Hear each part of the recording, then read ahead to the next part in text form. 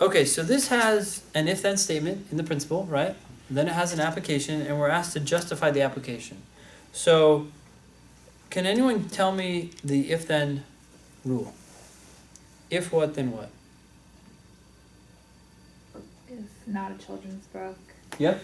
And If some of the overdue books are not children's books, what will this say? Okay, if not children, yeah, then what? and previously fined. Yes. And a previous fine, so P. Then must be fined.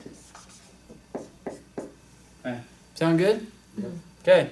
What do we know about Kessler? He has 3 overdue books, He has 3 overdue books. so Okay. therefore he must be fine. Therefore, he must be fined, right? And it's like, whoa! We need to know that they're not children's books and that he's been previously fined. But we need to know that the overdue books he has are not children's books. The overdue books are not children's books. That is the difference between answer A. That took me so long to B. figure out. Yeah, a lot of times you have to go back and reread the rule because although the rule has these 2 essential components,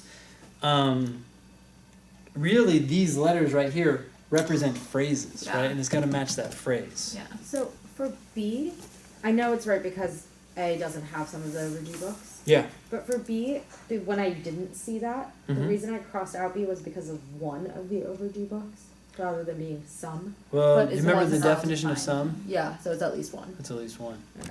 Yeah. So one of the overdue books, one of the overdue ones, is a novel for adults, which sounds weird. And Kessler was fined last year for returning this book late. So we got the previous fine, we got not children's books, and it was one of the overdue ones. A just says some of the books. Are we okay with that? Yeah, Will. Oh, you're okay. Yeah. Any other questions on this one? And you can just assume that returning a book late, being fined for returning a book late, is being fined for an overdue book. Like that those are one and the same. Fined last year for returning his book late. Yeah. Okay. For turning it late. That seems close enough to fine for overdue books because the question says which one of the following, if true. Oh, it says justifies. So yeah, this is a sufficient assumption question, which means there's no room for error. But that seems close enough. Okay.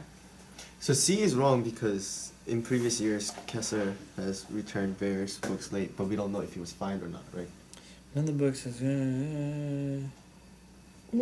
Previous years has returned various books late. Yeah, but We don't know. we don't know if has previously been fined for overdue books. Okay. Yeah. And does it matter that it says fine for overdue books rather than for, because like in both A and B, he's only fined for one book. Doesn't matter. Okay.